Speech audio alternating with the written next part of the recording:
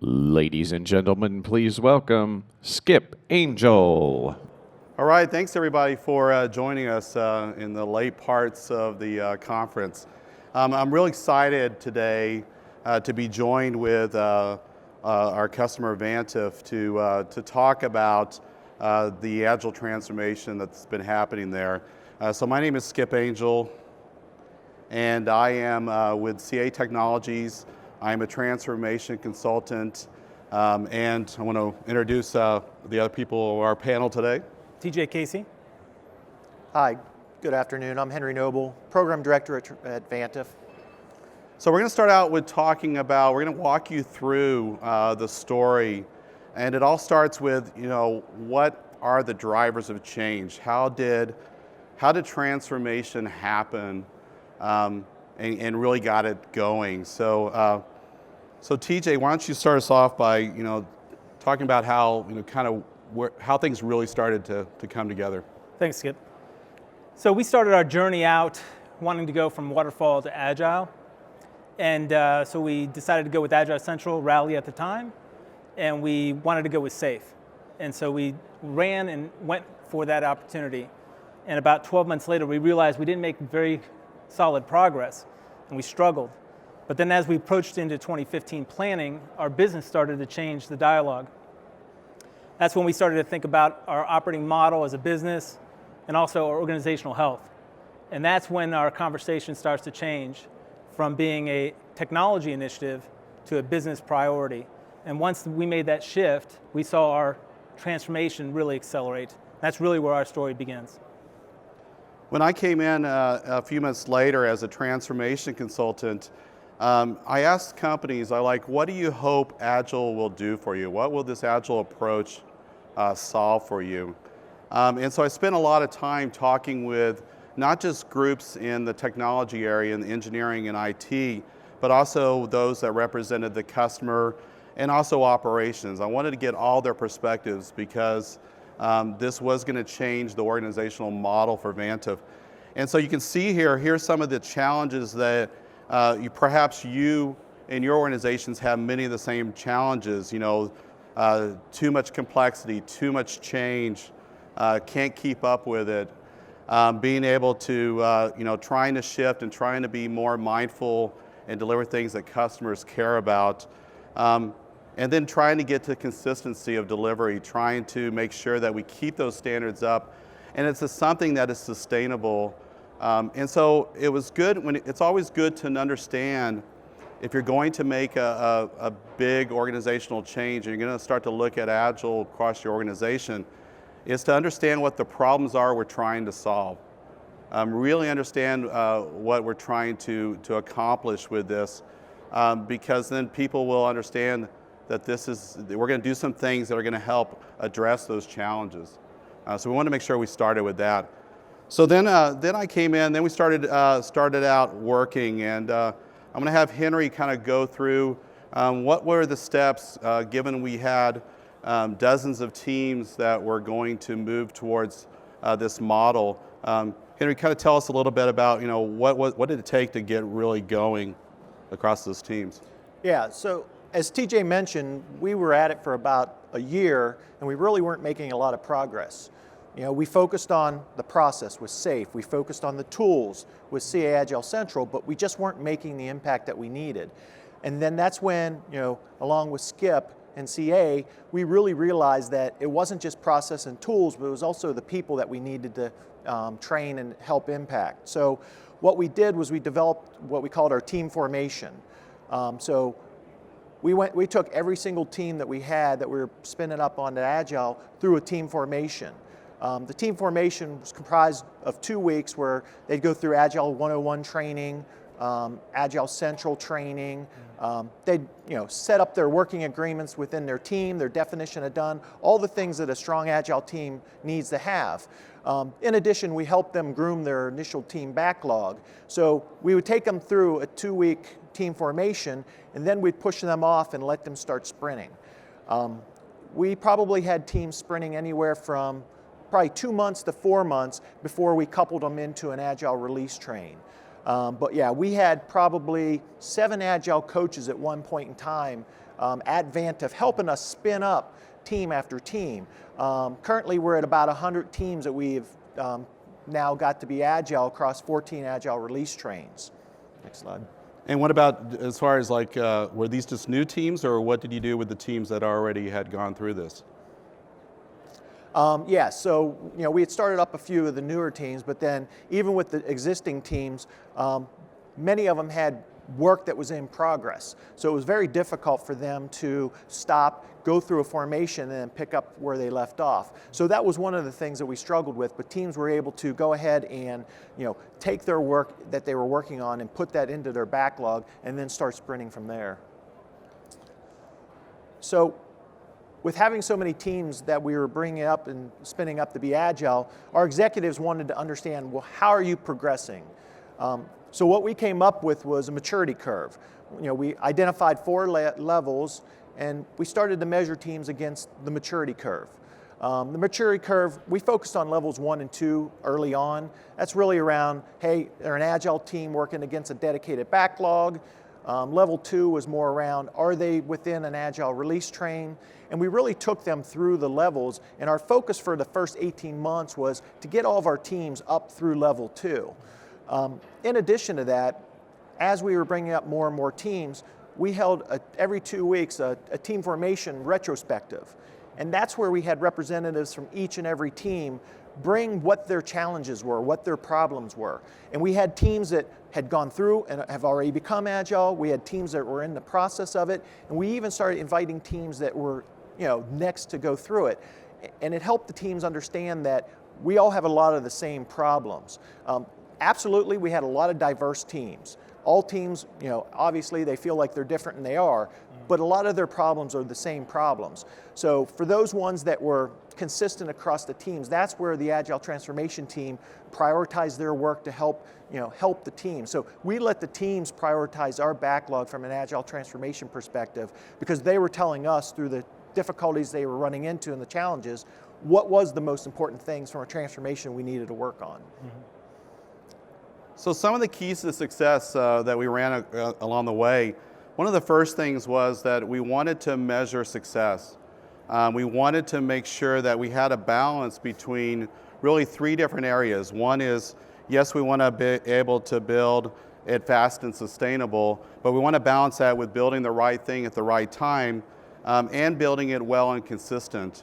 And so you'll see we had 6 major metrics that we always were balancing and always looking at, and some of this was actually measured in Agile Central, and some were done with like NPS types of surveys, especially with customers and internally with employees. But we wanted to make sure that not only did we focus on the outcomes that we're trying to achieve with the teams, but also we want to make sure that, are we really taking care of customers? And are we really handling the change well? Are people motivated? This was a real critical one, especially at Vantiv, because they had some past failures, and there was morale was a little bit low. So we wanted to make sure we spent time to make sure that, are you part of the change? Are you a willing participant? And is it making your life better as a team? So these were the criteria that really guided us as far as the improvements we make, how we look at things that are blocking us, and really drove a lot of the improvement activities throughout the organization. So as I talked about, we were measuring the maturity of the teams through the 4 levels of within our Agile maturity curve.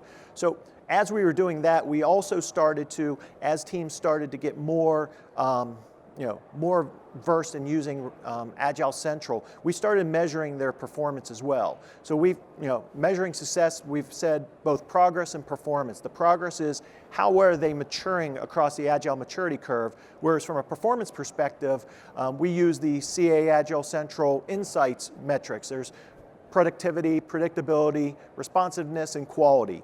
So the beauty about those metrics is it normalizes the data so that we can truly compare teams to one another. Now, from a true Agile perspective, you don't want to compare teams' velocity to one another because they are unique teams. But the value that this brings in the normalization of the information is not that you compare teams with one another from a performance, but in order to identify which teams maybe need some more help in certain areas, and where are there teams that are showing that they're successful and they may have a best practice that we want to go ahead and leverage across the enterprise. So that's how today we're measuring both the progress and performance of our teams. And right now we're also working on moving through the teams into levels 3 and 4, because we've revised our maturity curve just recently to really incorporate some of the elements of quality, integration, and deployment capabilities, essentially DevOps. We've built that into our curve so that then we can move forward as an organization with the maturity across all of that. And I think a key thing to note here is that this may appear to be just like reporting into leadership. And while that did serve a purpose, and we try to make it simple with pretty colors for executives because they seem to respond to pretty colors. It was really a way to, when we start talking about organizational agility, a way to sense and respond to where we need to improve, where we need to get better. Before we even looked at this, one of the things we were looking at was, well, let's measure things like the number of teams that are trained in Agile. It really wasn't something that guaranteed that they were at a level of maturity. We had to have more than just that to show progress. So this was tangible results that we were starting to see across the teams. So TJ, tell us a little bit about some of the cultural issues, cultural changes that you saw with Vantiv along the way. Yeah, as I mentioned in the beginning, the company made it a priority to transform not only the operating model, but also our organizational health, which was at a low at that time. And so when that became the number one priority, our leadership also wanted to bring in our acquisitions. So our acquired companies over the last couple of years have had their own cultures, their own kind of identities, and we needed to bring it together. So we actually deployed what we called One Vantiv, One Vibe in that same year in 15. And that really established to bring the best of our cultures together, to get on the same page, and we called it V5. But if you look at the core values, they're very similar to an agile mindset. So even though our company was going through agile transformations from a methodology standpoint, we also were going through it in a business agility mindset. And that really kind of seared in things. So when we wanted to go to the acquired companies and say, I know you're already agile, you actually can teach us a thing or two, we're going from waterfall to agile, let's talk about one engineering family, and let's talk about our V5 core values, and let's see if we can bridge that gap. Because at that time, the acquired companies didn't feel like they were part of Vantiv, and this kind of seared in that opportunity, and then we took advantage of that opportunistically to say, let's have one scaled agile framework model for all of us, and then that's really how we got the door open for them, because at that time they didn't want to participate, which at that time we were not the experts in agile, but that's how we got over that big hump. So tell us a little bit about that award. Yes. Yeah. So as we went through 15, as you can imagine, all the teams that Henry said, they were going through the formation and getting stood up. There's a lot of hectic activity. We still had promises to keep. And at the end of the year, we had a celebration. And the core processing train, which is our mainframe team, actually won the highest award that year around our V5s. And that was called the Envisioneer Award. So not only did we transform our core businesses, we started to bring in our acquired companies, but we celebrated and delivered the transformation and also the value to the business. So we had a tremendous year in 15, which we didn't really appreciate how successful we'd be in that time where we had to flip the whole organization and still deliver. And so it came in perfect timing. End of December, we had a big celebration, and the team that was probably the most resistant was actually the one that got the biggest award. Yeah, because one of the things that we did was, when we were trying to gain momentum from a transformation perspective, we worked on the periphery with teams that maybe weren't in critical path, but then we decided and told Skip, hey, we want to hit our main bread and butter teams, the mainframe teams, and they thought we were crazy, but we knew that if we could get them to transform, then we'd get the momentum going, then other teams would be more likely to follow, and that's exactly how it happened, and partly that's why they received the engineering award, because they were so receptive to change. Now, not maybe day one, but they definitely were able to turn it around, and they're really the cornerstone of us when we move the transformation forward, to have teams look back at them and say, well, if this team can do it, then there's no reason why we can't. And one thing funny about that, starting out with that mainframe group is Instead of, a lot of times I'll go into companies and it'll be like, well, let's take a project for an Agile pilot that won't impact anything. If it fails, it won't be a huge problem for us or anything like this. These guys went all in. They went, let's go with a mainframe group, technology that's outdated, developers that are been in the company 30 years, and they're touching, by the way, Skip, pretty much every other team in the organization. And I'm thinking to myself, yeah, that's a good place to start. But what we've discovered is, as far as the momentum and the change in the organization, it's like if you take the toughest team, and this was a team that showed great impact to the business, really turned around things for the business, but also because it was so complex and we were able to solve some of the problems there, everybody else started going, well, if it can work for them, it sure can work for us. And it really started to make that transition across the teams. So think about that as far as like where you're starting Agile. Don't try, it's easy to go after the low-hanging fruit, those kind of things. Go after the things that are going to make a difference, and the results are going to speak for itself. So I'm going to talk about, so we took it further at Vantiv. We got the teams going. We started to scale. Now we were going beyond teams. We were starting to look at, how do we get more connected to the business? So Henry, take us through kind of how we looked at scaling and moving up towards the organization. Yeah, so as TJ mentioned, at the beginning of 2015, we realized it was a business initiative to change our operating model. It wasn't just an IT initiative. So, we decided from an IT perspective that, Scaled Agile framework was the direction we wanted to take. Now, how many of you guys have been out to the Scaled Agile website and seen the picture? It's quite intimidating. So we were trying to figure out a way, how can we reach out to our business partners? How can we reach out to our executives and help them understand how we're going to use this framework to leverage it in order to be successful? So what you're seeing here is just, we tried to create what we said was the dumbed down version, the third grade version of it. And unfortunately, as we started going through it, we kept saying, well, we need this piece of information and whatnot, but this was really just our version of how are we going to work, how are we going to operate from a team level to a program train level to an enterprise level. So we tried to convey, here are the ceremonies, the cadence and all that in something that our executives and our business partners could absorb. So this was really the linchpin to getting them bought into the process. And then we moved them into taking them into leading safe training and things like that, to where once they had a conceptual understanding of what we were trying to accomplish, it was much easier for them to dive into the details with us and work through it. So as part of this, we moved into, pretty early on, some tough territory around tackling the high-level portfolio and trying to figure out how to make improvements there. So TJ, tell us a little bit about what that was like and how that was impacted. Yeah, so on that previous slide, you saw the teams on the right side, the middle was the trains, and then the upper left is the portfolio. So as you think about our story, we worked from team up, right? Now that pressure was still on us at the portfolio level to make sure that we had the connections to the strategy, as well as back to the teams and the backlogs. But when we started to think through that, we wanted to then bring that all together. Now that the teams and the trains were operating pretty efficiently and effectively, it's now making sure we got the right things in that backlog to make sure we get the right output. So when we started to connect the dots, we wanted to say, as an idea, and you heard it in the keynote speeches today and yesterday around creating an idea to an outcome, we wanted that same conversation, right? So when a business person says, I want this idea, I want this epic, that gets into the backlogs and gets done, we still want to communicate back to them how it fits in with the strategy and the portfolio model.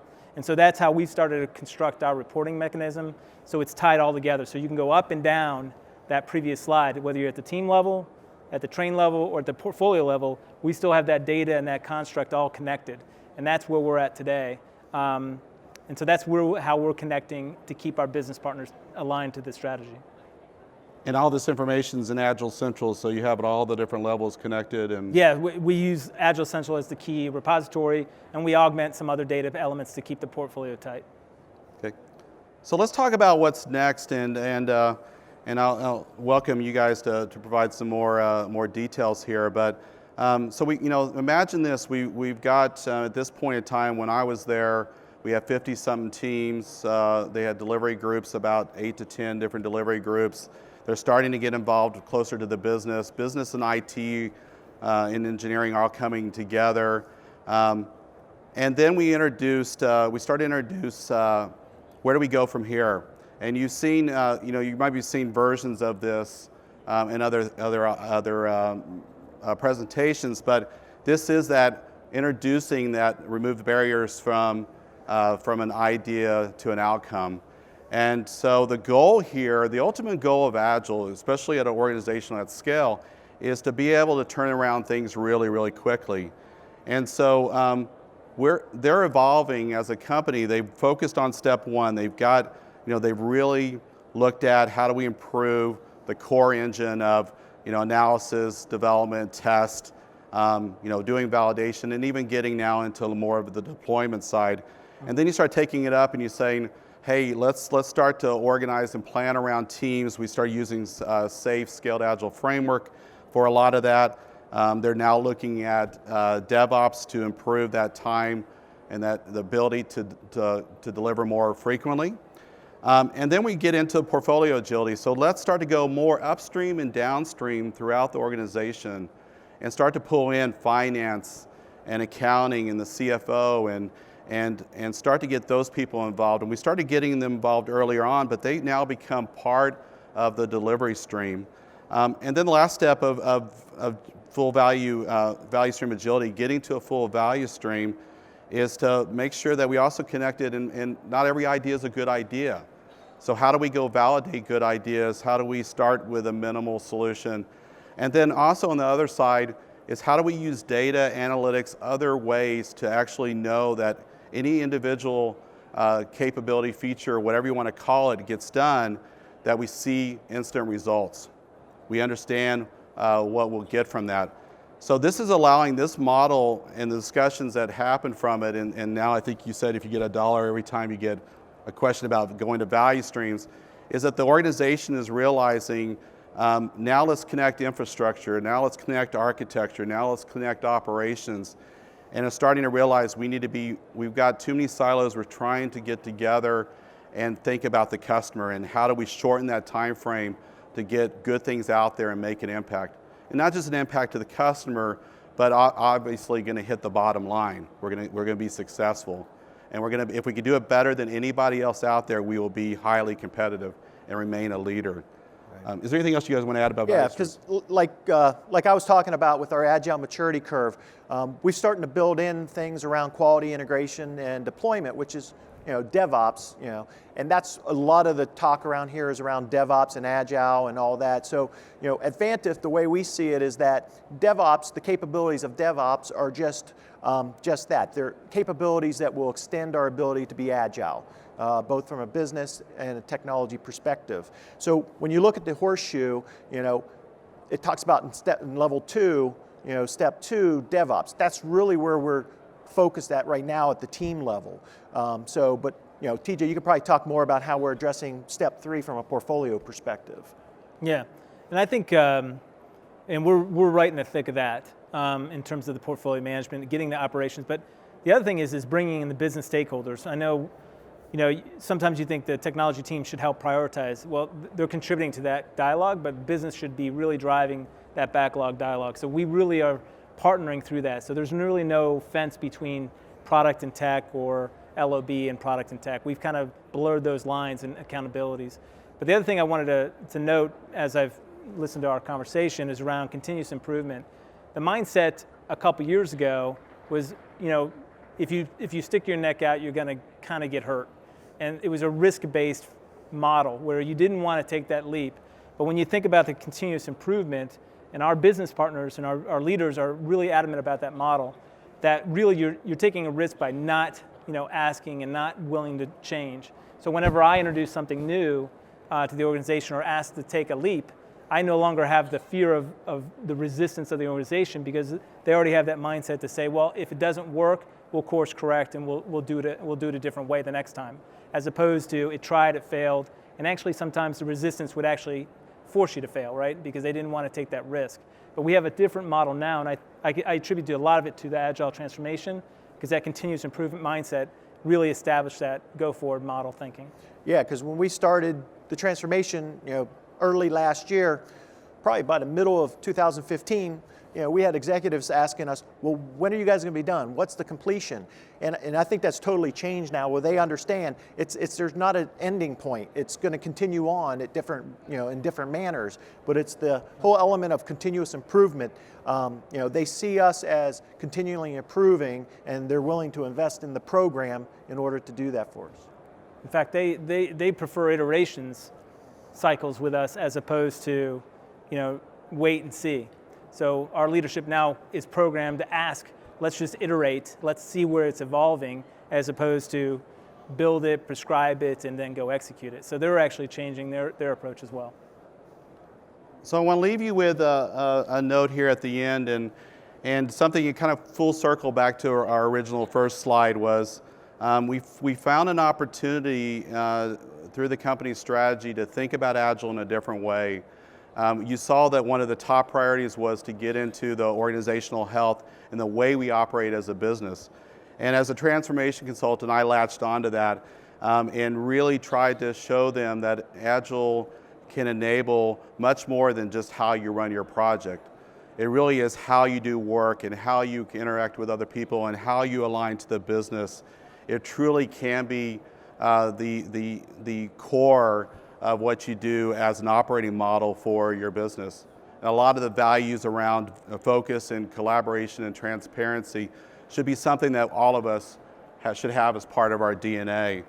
And so to me, the story, and it is a journey and it will continue to improve, but they've embraced that at Vantiv. They said it's not, initial other tries they did in the past were, well, let's put this in as a way we do projects. And we're just going to do this in IT. And now we're actually going across all parts of the organization, changing our values, changing how we connect to parts of the organization, looking at how we design value streams, and really getting into the, let's work as a different kind of company. And that took some time to work with leadership and maybe program. I don't think I programmed them, but in order to change your DNA, you've got to tell new stories. You've got to change your mindset. You got to think differently. But if you can do that, I think it's a great competitive advantage that not only as a company we're delivering great results out of delivering using an Agile approach, but as an organization, if all of us can sense and respond to change quickly and do that in not only how we improve what we do, but also in how we deal with the external changes that our customers, our technology and other things demand of us, we can do that better than anybody else, we will win. And I believe that Vantiv is on that road. And we hope that this was inspiring for all of you to think about your organizations and where you can take it. Because I think that's ultimately, in this day and age of trying to get, handle the application economy and trying to outdo others, we've got to think differently. We've got to have a different approach. So let's change our DNA. Let's change how we think as a company. And that's where they're at. And it's exciting to be part of it, exciting to hear stories from these guys. We will be over here on the side, or you can visit us also over the Agility Zone. If you want to have further discussions, we'd love to talk with you about some of our experiences. And a couple of plugs. I want to plug that the Trek guys are going to be over in the Agility Zone for the next talk, so come see them. And there's a great giveaway if you're there. To get a t-shirt or to get a jacket. And then also come back here for the next session. It's really the future. If you're struggling with that portfolio agility, at portfolio level, we've got some of our guys, our VPs from PPM and Agile Central coming over to talk about modern portfolio. So I encourage you to come back in here for the last session, the last one of the day, and then we'll all go have a great concert and party at the end. So thank you for coming. Thanks, everybody. Thanks, everybody.